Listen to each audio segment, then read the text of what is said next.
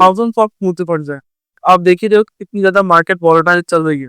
तो इस सिचुएशन में बहुत टफ हो जाता है कि आप अगर म्यूचुअल फंड्स में इन्वेस्टमेंट करने का सोच रहे हो या ऑलरेडी आप म्यूचुअल फंड में इन्वेस्टमेंट करते हो, तो आपके लिए बहुत टफ हो जाता है कि आप कौन से ऐसे फंड में आप इन्वेस्टमेंट करो कि आपकी जो इन्वेस्टमेंट है वो स्टेबलाइज रिटर्न दे, और साथ ही साथ कौन से ऐसे बेस्ट म्यूचुअल फंड हो सकते हैं आपकी इन्वेस्टमेंट के लिए। तो इस वीडियो में आपको मैं 2025 के ना बेस्ट म्यूचुअल फंड्स बताने वाला हूँ, जो आप 2025 की खत्म होने से पहले पहले आप इन फंड्स में इन्वेस्टमेंट कर सकते हो। अभी अगर आप इन फंड्स को इग्नोर कर देते हो तो आने वाले टाइम में आप शायद बहुत कुछ मिस कर सकते हो।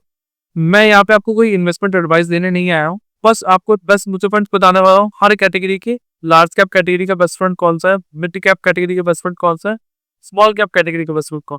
तो ये सारे फंड्स के बारे में आपको मैं इस वीडियो में बताऊंगा। बट आप मेरी बात क्यों सुनोगे, मैं कौन हूँ? तो I am Aman, working with a mutual fund company. I am already NSM certified, but YouTube पे थाउजेंड्स ऑफ म्यूचुअल फंड्स की वीडियो पड़ी है। हर कोई भी उठा के कैमरा बेस्ट म्यूचुअल फंड के बारे में बता रहा है, 2025 के बारे में, ये फंड में आप इन्वेस्ट, बट ये व्यूअर्स के लिए प्रॉब्लम हो सकती है। तो मेरे अकॉर्डिंग आपको किसी की भी वीडियो देख के कभी भी इन्वेस्टमेंट डिसीजन नहीं लेना चाहिए।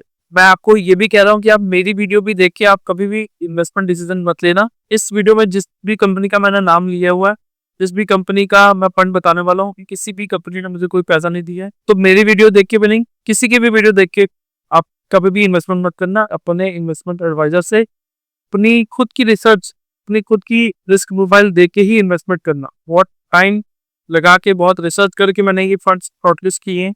इसका हर फंड का शार्प रेशियो, हर फंड का बीटा, हर फंड की जो बैक एंड रिसर्च होती है वो मैंने आपको रिसर्च करने के बाद ही आप इस वीडियो में बताने वाला हूँ बेस्ट म्यूचुअल फंड्स 2025 के पिछले 3 साल के रिटर्न के बेसिस पे। But again, personal finance is personal for a reason. ज़्यादा टाइम वेस्ट ना करते हो, फटाफट अपनी वीडियो पे चलते हैं। तो अगर मैं सबसे पहली कैटेगरी की बात करूं, तो सबसे पहली जो कैटेगरी आती है वो आती है हमारी मल्टी कैप की कैटेगरी। मल्टी कैप की कैटेगरी में सबसे जो बेस्ट फंड है वो हमारा है कोटक का मल्टी कैप फंड। अब मल्टी कैप फंड जैसे ही नेम ही डिस्क्राइब कर रहा है कि मल्टी कैप्स है, इसमें लार्ज कैप भी है, मिड कैप भी है, स्मॉल कैप भी है। तो इस कैटेगरी में अगर मैं बेस्ट फंड की बात करूंगा ना, तो बेस्ट फंड हमारा आता है कोटक का मल्टी कैप फंड। कोटक के मल्टी कैप फंड में ऑलमोस्ट इसकी जो एनएवी है वो 19 रुपीज के आसपास की चल रही है, ऑलमोस्ट 20 होने वाली है अब तो। बट इसका जो एनएफओ आया था, न्यू फंड जो आया था, जो भी लॉन्च हुआ था फंड, तो इसकी एनएवी 10 रुपीज थी। 10 रुपीज से अगर आप 4 सालों में देखोगे, 2025 चल रहा है, 2025 में इसकी ऑलरेडी ऐसा डबल हो चुका है 4 सालों में। और इसलिए रिटर्न अगर मैं बात करूं तो रिटर्न इसका पिछले 3 सालों में 22% का रिटर्न ये ऑलरेडी दे रहा है। तो अगली जो हमारी कैटेगरी आती है वो आती है मिड कैप की कैटेगरी। मिड कैप की कैटेगरी वो कैटेगरी होती है जो मिड कैप कंपनीज में इन्वेस्टमेंट करता है, मतलब इमर्जिंग कंपनीज जो भी ग्रो कर रही है, जो अपनी ग्रोइंग फेज में अभी। अब मिड कैप फंड की अगर मैं बात करूं तो मिड कैप फंड में आप बहुत टाइम पे देख रहे हो कि मोतीलाल ओसवाल का जो मिड कैप फंड है वो ऑलरेडी बहुत अच्छा परफॉर्म कर रहा है पिछले कुछ टाइम से। इवन आई थिंक 1 साल हो चुका है इसको कि ये कंसिस्टेंटली परफॉर्म कर रहा है। इसकी जो एनएवी है वो लगभग 104 रुपए के आसपास चल रही है। इसकी जो 3 साल की रिटर्न है वो मैं आपको बता देता हूँ। CAGR जो है इसकी 3 साल की, वो लगभग 25% के आसपास सी अपनी CAGR दे रहा है पिछले 3 सालों में।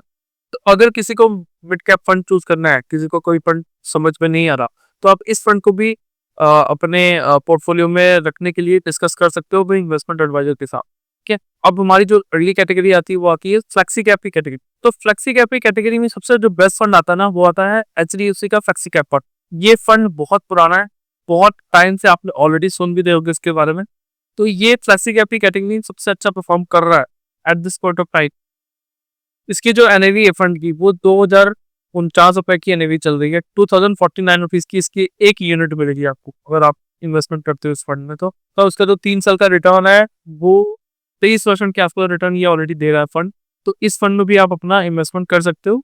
अब मैं यहाँ पे ना आपको मल्टी कैप और फ्लेक्सी कैप के बारे में कुछ बताना चाहता हूँ। मल्टी कैप और फ्लेक्सी कैप फंड लगते तो सिमिलर ही है, स्ट्रेटजी भी सेम है, बट इसमें थोड़ी सी डिफरेंस होता है। वो डिफरेंस क्या है वो आपको इस वीडियो में बताता हूँ। तो मल्टी कैप फंड बेसिकली जैसे लार्ज कैप, मिड कैप और स्मॉल कैप में इन्वेस्टमेंट करता है। मल्टी कैप में सभी क्या कहता है, मल्टी कैप कैटेगरी में फंड मैनेजर को हर मार्केट कैप को, जैसे लार्ज कैप कंपनी होती है, मिड कैप कंपनी होती है, हर कैप्स को 25% की वेटेज देनी होती है। मतलब कि 25% आपको अपनी लार्ज कैप कंपनी रखनी पड़ेगी, 25% अपनी मिड कैप कंपनी, 25% आपको स्मॉल कैप कंपनीज रखनी पड़ेगी। तो ये एक सभी का रूल है कि मल्टी कैप फंड की कैटेगरी में फंड मैनेजर को कैटेगरी आपको 25% रखना ही रखना है हर कैटेगरी में। फ्लेक्सी कैप की कैटेगरी में क्या होता है, फ्लेक्सी कैप की कैटेगरी में सेबी ने इंट्रोड्यूस इसलिए की थी, अगर फंड मैनेजर चाहता है कि वो लार्ज कैप में 0% रखना चाहता है या स्मॉल कैप में 0% रखना चाहता है, मतलब स्मॉल कैप कंपनीज कोई भी कंपनीज वो यूज नहीं करना चाहता, तो वो कर सकता है, पर उस कैटेगरी को हम बोलेंगे फ्लेक्सी कैप की कैटेगरी। तो ये था मल्टी कैप और फ्लेक्सी कैप में डिफरेंस। अब हम बात करते हैं अपने अगली कैटेगरी की, जो कि है लार्ज कैप की कैटेगरी। लार्ज कैप की कैटेगरी में हमारा जो बेस्ट फंड आता है वो आता है निपॉन लीडर का लार्ज कैप फंड। 20% के आसपास आपको रिटर्न ऑलरेडी दे रहा है ईयर ऑन ईयर बेसिस पे। भी चल रही है, वो चल रही है 92 रुपीज, मतलब कि आपको एक यूनिट खरीदने के लिए 92 रुपीज खर्च करने पड़ेंगे। यानी कि अगर आप 1000 रुपए की अपनी SIP लगाते हो इस फंड में, तो आपको अप्रोक्सीमेटली 10 यूनिट्स मिलेंगी। तो अब जो अगली कैटेगरी आती है वो आती है स्मॉल कैप की कैटेगरी। स्मॉल कैप की कैटेगरी में सबसे जो बेस्ट फंड है पिछले कुछ टाइम से जो चल रहा है वो चल रहा है बंधन का स्मॉल कैप फंड। बंधन के स्मॉल कैप फंड में आपका जो रिटर्न दे रहा है ये पिछले 3 सालों में, वो दे रहा है 29% के आसपास, 29% के आसपास ये रिटर्न ऑलरेडी दे रहा है पिछले 3 सालों की अगर मैं बात करूँ तो। इसकी भी NAV आप अपनी स्क्रीन पर देख ही सकते हो। ये कैटेगरी वो कैटेगरी होती है जब भी मार्केट क्रैश होने वाली होती है या मार्केट गिर रही होती है या मार्केट गिरने के फेज में होती है, तो सबसे पहले जो कैटेगरी गिरती है ना, वो हमारी स्मॉल कैप की कैटेगरी होती है। इसलिए इसको बहुत रिस्कियर कैटेगरी माना जाता है ओवरऑल। तो अपनी रिस्क प्रोफाइल देख के ही इन्वेस्टमेंट करो। इवन मैं फिर रिपीट कर रहा हूँ, अपनी रिसर्च के अकॉर्डिंग अपने फंड मैनेजर से बात करके उनसे डिस्कस करके ही अपनी जो इन्वेस्टमेंट का डिसीजन लेना। इस वीडियो में मुझे किसी भी कंपनी ने कोई पैसा नहीं दिया, ना मैं आपको फंड सजेस्ट कर रहा हूँ। मैं जस्ट आपको डेटा के अकॉर्डिंग आपको फंड्स बता रहा हूँ जो कि आप इन्वेस्टमेंट कर सकते हो। तो ये थी हमारी आज की वीडियो। अगर आपको वीडियो अच्छी लगी हो तो प्लीज एक लाइक और एक सब्सक्राइब, और अपने दोस्तों, अपने फ्रेंड्स में, अपने रिलेटिव्स में ये वीडियो जरूर शेयर करना अगर आपको लगता है कि वो भी म्यूचुअल फंड में इन्वेस्टमेंट करते हैं। तो ऐसी और वीडियोस मैं इस चैनल पे लाता रहता हूँ, तो please make sure you hit the subscribe button also, ताकि आने वाला जो कंटेंट है वो आपसे मिस ना हो। और बहुत सारे इन्फॉर्मेटिव कंटेंट्स मैं ऑलरेडी इस चैनल पे डाल भी चुका हूँ, तो प्लीज सब्सक्राइब जरूर कर लेना।